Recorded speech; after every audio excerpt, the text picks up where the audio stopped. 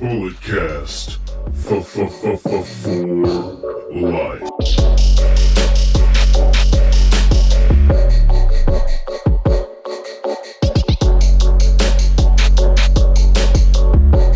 What is up, everybody? Welcome to another edition of Under the Radar. My name is Brandon Tanguma, and we're going to do things a little bit differently today because yesterday we had NXT debuting on the USA Network, and we also have a special guest to talk about it.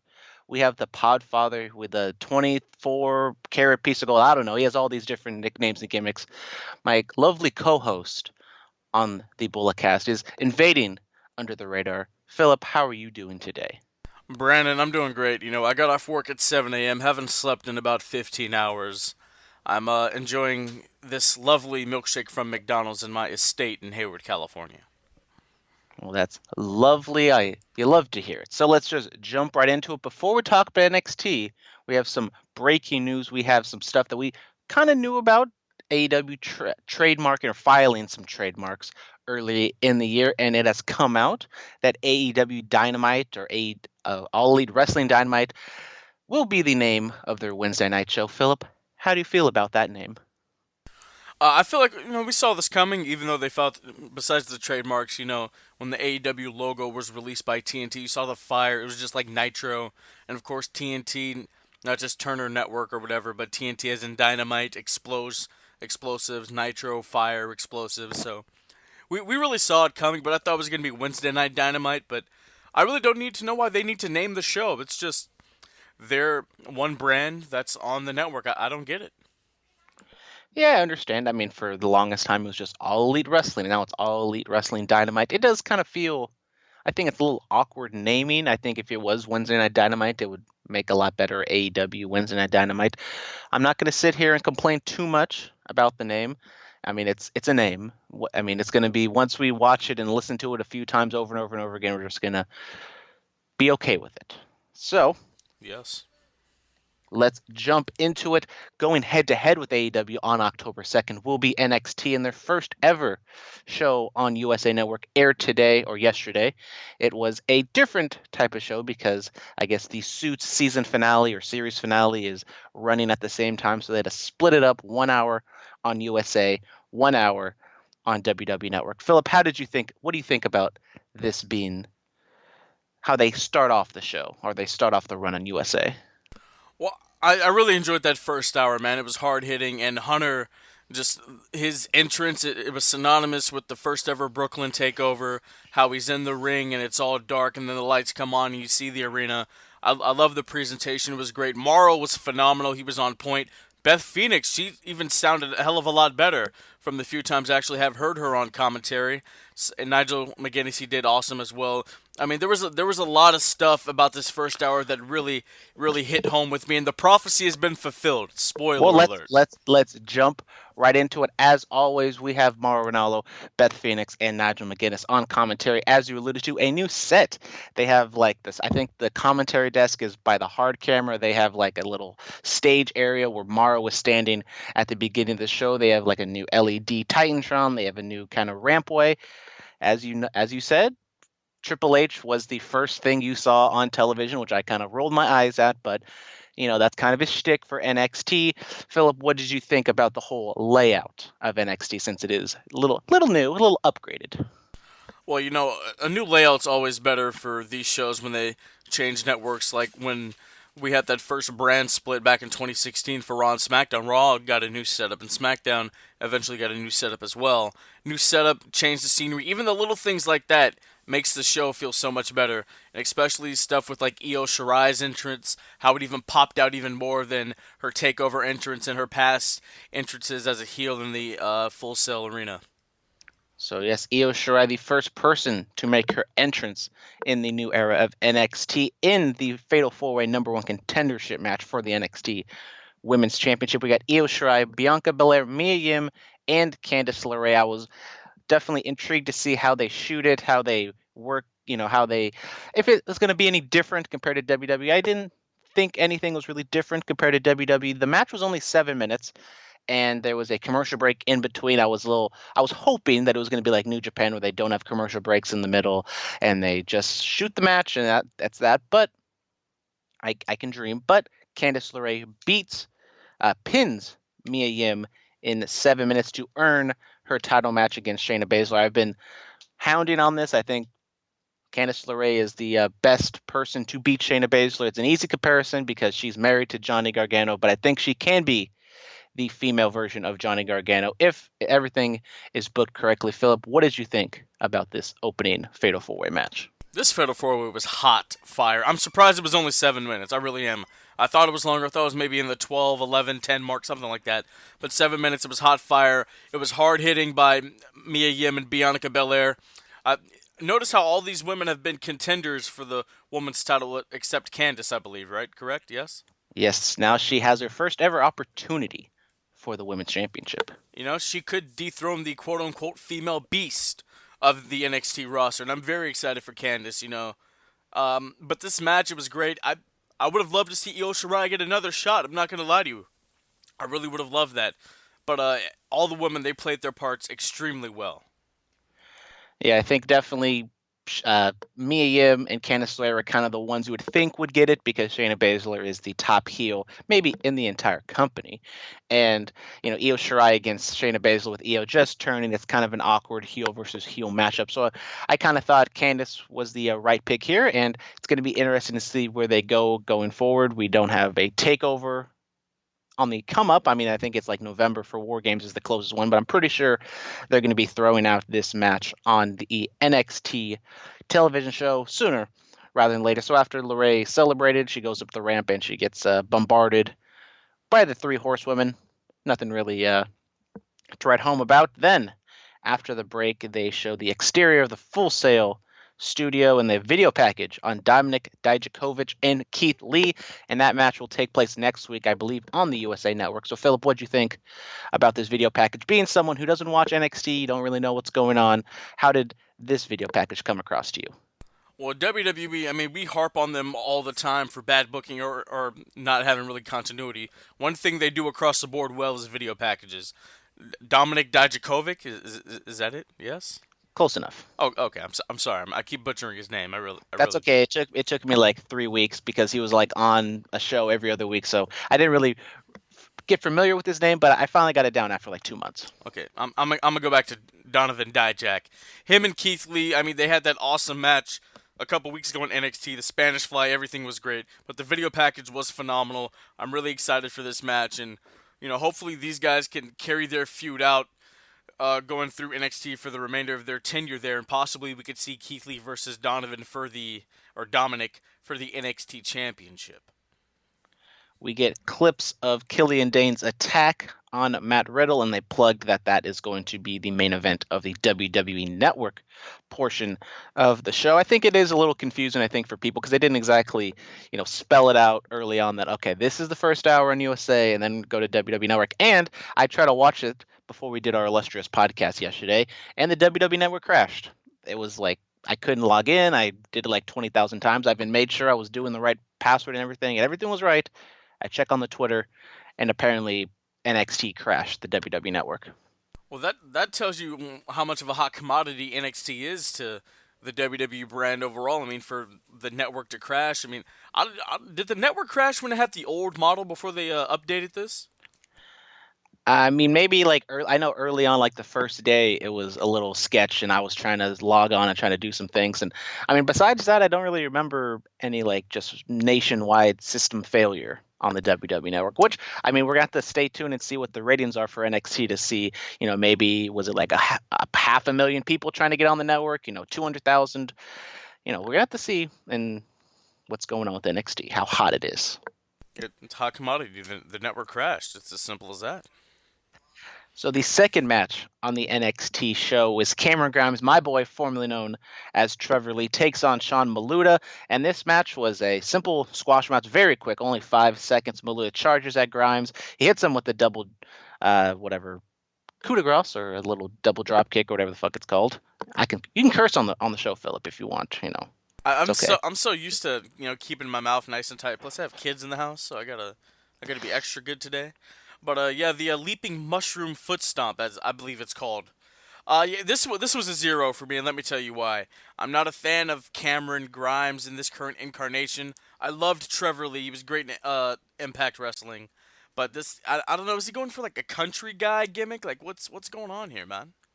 I don't really know what the gimmick is. All we had was just one backstage promo by him where he had the hat and he talked and not silly rhymes, but he was just kind of a little crazy like Trevor Lee used to be. So I'm holding out hope. I'm not gonna sit here and say it's crap.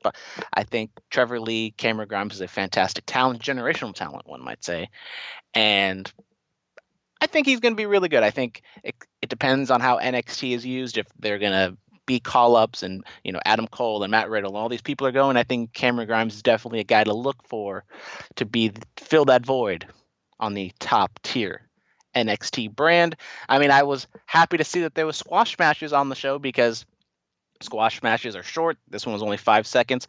There wasn't a whole lot of matches on the show, only 3 compared to I think the WWE Network version maybe had like 3, 4, or 5 matches. So a lot of video packages introducing the talent. I enjoyed this squash match just because it introduces squash matches and getting over the talent.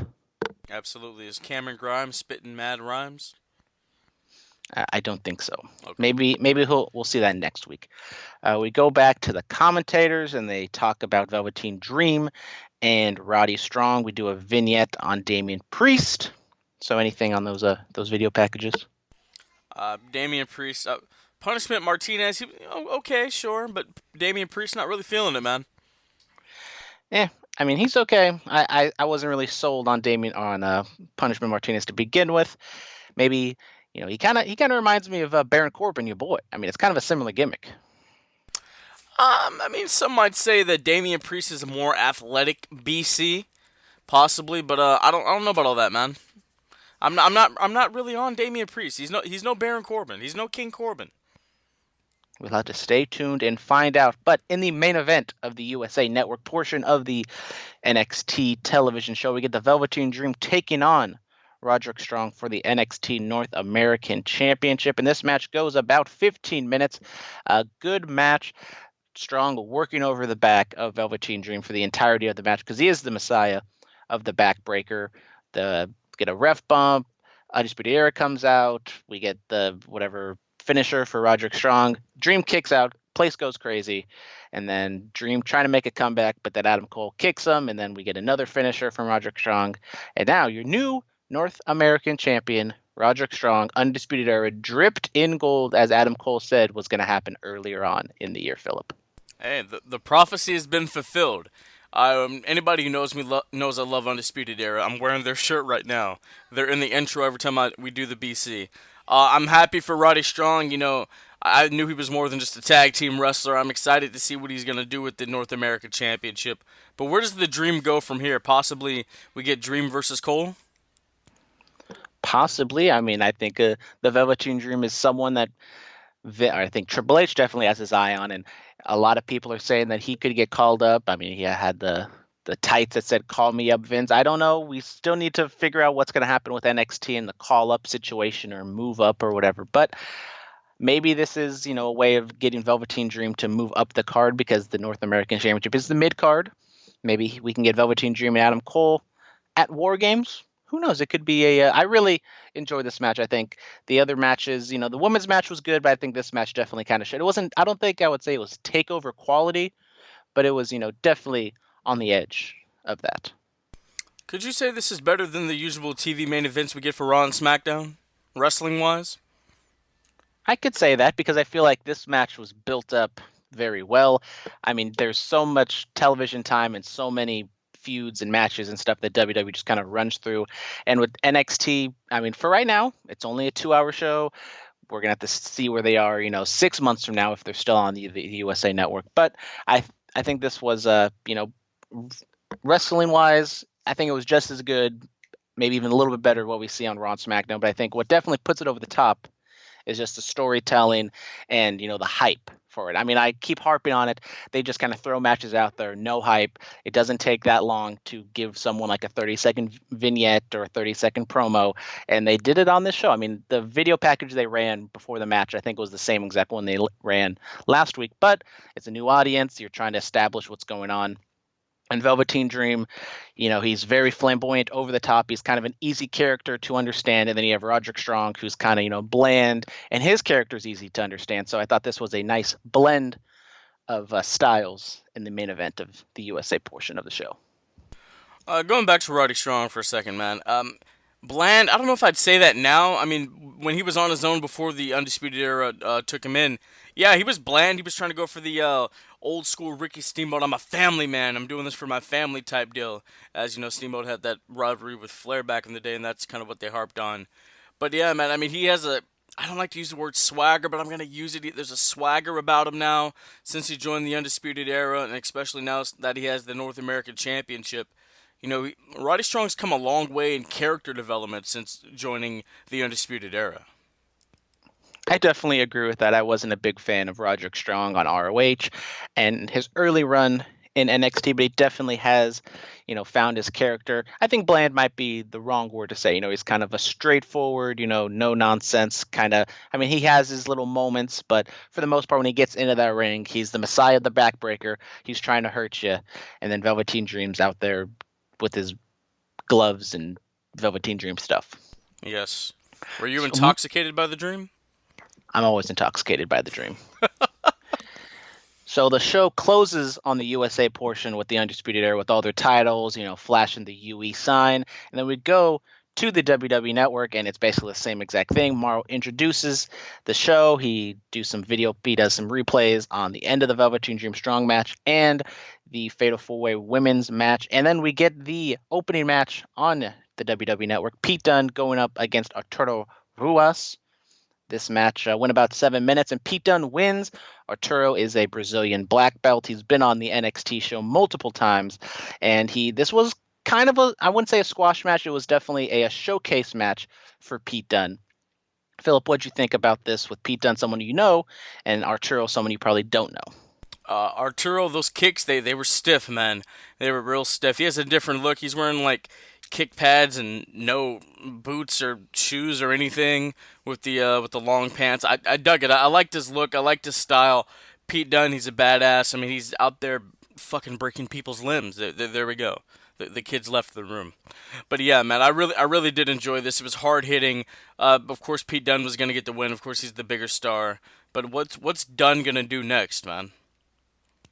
I mean, we thought we could see Pete Dunne versus Velveteen Dream for that North American title.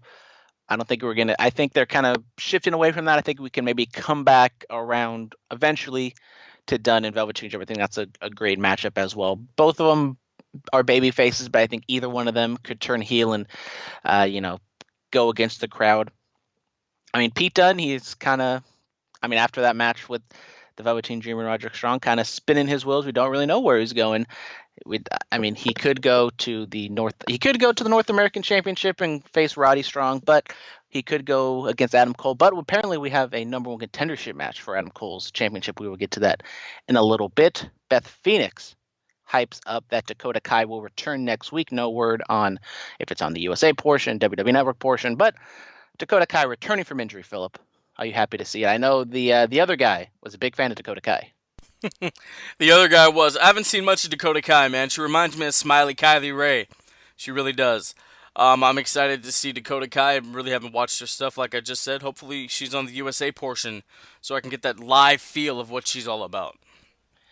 Next up, we get Zai Lee taking on Aaliyah with Vanessa Bourne in her corner. This is one of those matches that I'm kind of worried about once NXT gets on USA Network for the full 2 hours, because both of these women are pretty green. Zai Lee is a Chinese wrestler that they signed. She has, martial arts background. Aaliyah is kind of the mean girls with Vanessa Bourne. She's been on NXT for a while, but she just keeps kind of changing her gimmick, and she just doesn't really, her character is good, but just the in-ring wise still has a little bit to desire. Zai Lee wins in about 2 minutes. Zaya was supposed to do like some top rope something, but she kind of missed. She kind of slipped. High risk, high reward, but she didn't end up hitting it. So, Philip, your thoughts on this match?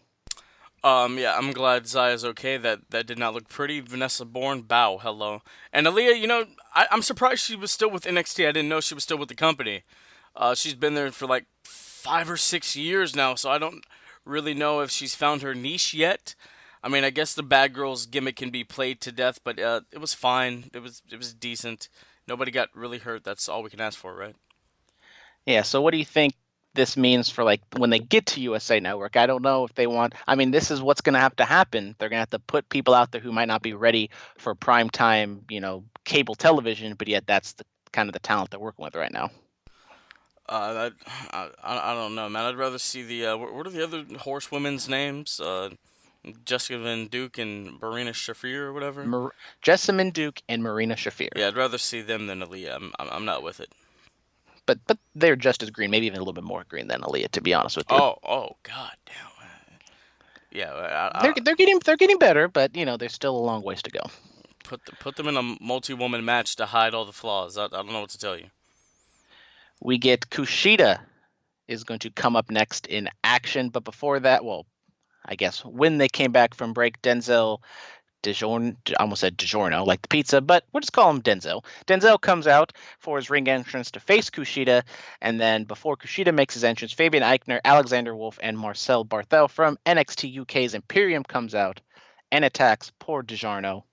And then the fans want Walter, and then in the end, they finally get Walter, and he says that that Imperium is here to, because the mat is sacred and they want to restore honor and tradition to their sport. And anyone who disrespects the sport is going to get these hands. Like, well, he didn't say that. But Kushida comes out in his Marty McFly gear, and then he clears the ring of the heels, and he goes up with Walter. And, yeah, so your thoughts on Imperium and NXT UK invading WWE US NXT? I like it, man. I really do. Imperium versus Undisputed Era War Games. Book it right now. Yeah, I mean the UK scene, the British wrestling style has always been more prestigious than the American style of the flippy doodahs and all that other stuff. So I get where they were coming from. I really do. Kushida, not really feeling it, man. I'm not gonna lie to you. I'm not. I like Kushida. I mean, Kushida hasn't really had anything to work with on NXT thus far. I mean, he's had a bunch of squash matches. I think he had like a decent match, like on one of those pre-show takeover matches. But Kushida, I love what he does. I hopefully maybe we can get Kushida versus Walter. I mean, that could be a fantastic feud. I think Walter's probably going to go over, but I think Kushida. I don't think I've ever really heard Kushida talk before, even in Japanese. I think normally, he's on the junior heavyweight division. I don't really watch the promos for those, so it was kind of interesting to see Kushida talk for the first time. So I'm hoping we finally get a proper feud with Kushida, because with this 2-hour format, a lot of these wrestlers like Kushida, Keith Lee, Dijakovic, people who don't really get a lot of TV time on a consistent basis, now they're going to be relied more, especially with, as I said, kind of the greener wrestlers maybe not going to be on the show that much. Yeah, man. It's I don't know. I don't know. I would hope that they pick the best green wrestler, if that makes sense, and have them out there while the other ones are really working at the performance center. You know what I mean? Yeah, I mean, you have to have wrestlers come up, especially if there are wrestlers getting called to Raw and SmackDown. You're going to have that next group of talent. And I mean, they have the fall, or not the fall, they have the Florida house show scene where a lot of the PC wrestlers will go. But I think for the most part, kind of having these matches, just have them short and sweet, a 5-minute match between a green wrestler and a jobber or whatever. It's perfectly fine with me. Absolutely. Moving on, we have ONeal Orkin taking on Lio Rush. They're returning Lio Rush for a number one contendership match for the Cruiserweight Championship. And both of these men, I mean, as someone who doesn't watch 205 Live, I watch WWE, so I know who Lio Rush is. I watch NXT, I know who ONeal Orkin is, but they seem as though maybe different characters from now on.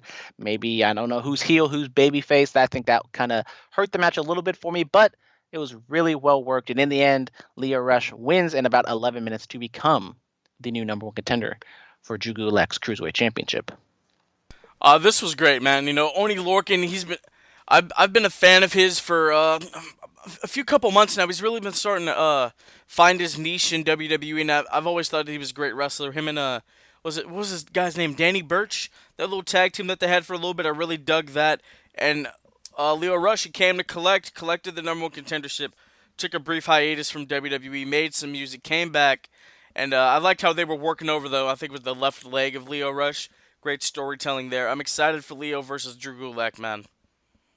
Yeah, I think maybe Leo Rush being the cruiserweight champion on NXT going forward. He's a no name. He was on Raw. He did the whole Lashley shtick. I think that could be a nice way to reintroduce the cruiserweight division. I think Leo Rush is a damn good wrestler. He's a little small, which definitely hurts him. But if he's in the cruiserweight division with other guys, maybe a little bit taller than him, a little bigger than him, it's not going to be as bad as when he was with WWE and just getting thrown around like he was nothing. Yes, I mean, he did go toe-to-toe with Finn Balor, though. Well, it's Finn Balor. Finn Balor is, he's tiny too. And Vince McMahon, if you're short, then you can't be a star in Vince McMahon's eyes. I mean, but Finn Balor went toe-to-toe with Brock Lesnar. And then he lost. Very true. Very true. In the main event of NXT, we get Matt Riddle taking on Killian Dain in a street fight, and this match just kind of escalated very quickly. I guess this ended in a no contest. Both the men wrestled out into the backstage area, into the streets of Full Sail, and we get Imperium with the run-in, we get Street Profits, we get Forgotten Sons, we get damn near the entire, tag team division of NXT in this brawl for all. I think Dominic Dijakovic made a run-in. Maybe Kushida was there. I don't know. Like the entire NXT roster was there, and I thought it was a good brawl. I thought it was a little cheap finish for Dain Riddle to end it in no contest like that so quickly. But I thought it was fun. Don't really see a whole lot of these brawls in NXT, so I'm okay with it for now. Let me tell you, this version of Killian Dain, I'm very, very high on. I like the look. I like the change of gimmick or whatever. It's badass. Matt Riddle, if you listen to the BC, you know how I feel about the guy. I'm not all the way there. You know what I mean? It's gonna take a little bit more. But yeah, this was cheap, man. This was WWE main roster booking to just have everybody come out and brawl. Like I didn't need that. We could have had a clean finish. It would have been fine. But next week we might have a clean finish because William Regal came out and announced that I don't know why this wasn't just on the WWE Network version because the show itself was only like 50 minutes. You could have I don't know why they did that. They're probably just going to air it on the USA Network next week. But William Regal announced that Killian Dain will take on Matt Riddle next week for the number one contendership match for Adam Cole's NXT Championship, and that will take place on the USA Network version of the show. Oh, well, we know who's winning that. Who? Killian Dain, bro.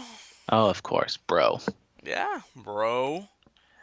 So that'll do it for the NXT recap. Phillip, as someone who doesn't watch NXT on a regular basis, you normally just watch the takeovers. What was your impression of this first night on USA Network? Overall, it was a good night, man. I had a lot of fun watching. Like I said, the women killed it. The production, the little differences and little other nuances. I really enjoyed that. I'm gonna have to be watching NXT every single week, and especially when AEW starts up and that competition is gonna be happening. So I'm very excited for what the black and yellow brand has to bring. They've come such a long way from the goofiness of the original NXT from 2010. Yeah, I thought this was a great first step. There were some things I liked, some things I was, kind of worried about. As we said, the non-finish for the Riddle Dain, but I think they're going to make up for that next week. Good first step. It's not, we can't judge everything right now because it's only 1 hour on one and 1 hour on the other. As you said, October 2nd, the wars continue. The war starts. AEW Dynamite taking place, going head to head with NXT, and AEW apparently ran a commercial during this. I didn't get a commercial. Phillip, did you get an AEW commercial during NXT? No, I did not. Apparently, like everybody else, except for I guess the Bay Area got it, because I think somebody asked Dave Meltzer, and Meltzer, who lives in the Bay Area, said he didn't get it. So apparently everybody else got it except for us. Meltzer didn't get something that involved Kenny Omega? What? I know. Wow. I know. So, Phillip, thank you very much for joining me on this episode of Under the Radar. We're going to talk about New Japan a little bit. I know you love New Japan. You want to talk about that? You're going to bounce. I do have to go. The coaching obligations are starting in a couple months. I got to go check out the future young prospects and see what's going on. Brandon, it's been fun. I will see you Monday night when we are in the Chase Center for Monday Night Raw. Oh, yeah. So much fun. Absolutely. Thanks again to Philip for the run in on the pod to talk a little NXT. Now let's talk about some New Japan. We have two shows that took place the past week on the Destruction Tour. We have Destruction in Beppu and Destruction in Kojoshima. Hopefully I said that right. Probably not. But full disclosure, I have not seen these shows, but I'm looking over the results. If you don't want to know the results spoiler free, this is pretty much the end of the podcast. So thank you all very much. And let's go into the spoiler room brawl. Shout out to Wrestle Talk for that one. And now we got the IWGP Heavyweight Tag Team Champions, the Guerrillas of Destiny, Tamatanga and Tonga Loa, with Jado in their corner, going up against Chaos members Tomohiro Ishii and Yoshihashi. And the Guerrillas of Destiny win in 21-35. A 3-star match, according to Sean Radican of PW Torch, which you know I always get my reports from. Seems as though it was a good match. Nothing really to write home about.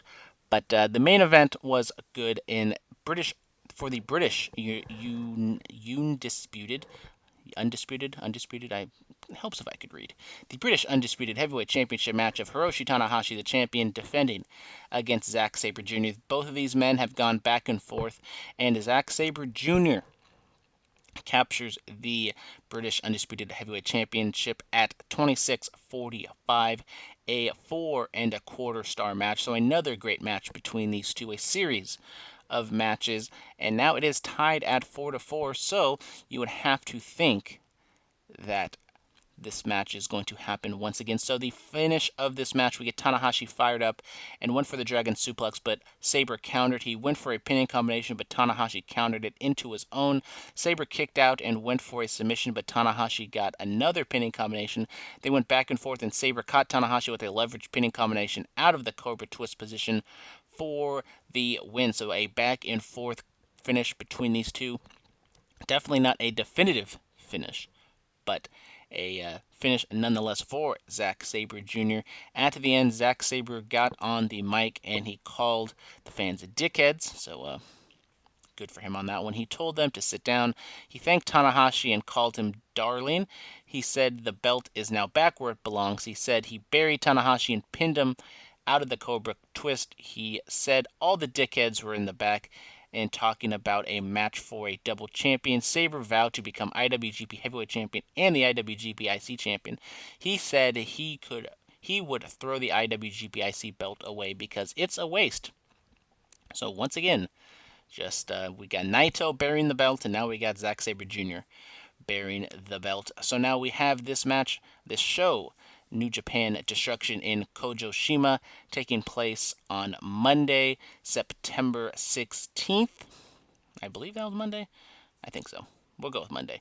And we get the matches on this is Birds of Prey with Robbie Eagles and Will Ospreay taking on the Bullet Club for the Junior Tag Team Championships. And this match apparently was absolutely insane. So we get El Phantasmo and Taijo Ishimori going up against the the junior heavyweight champ Will Ospreay and Robbie Eagles, and this match ends in 23 minutes. ELP and Taiji Ishimori get the victory to retain their titles. But apparently this match was absolutely insane. High flying match all over the place, going crazy, state of the art stuff.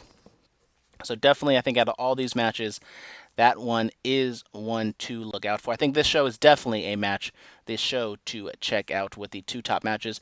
For a lot of the, New Japan matches or New Japan shows, it's kind of top heavy, but definitely these Destruction shows are even more top heavy because they kind of spread it out over a span of 3 days instead of having them all put together in one show.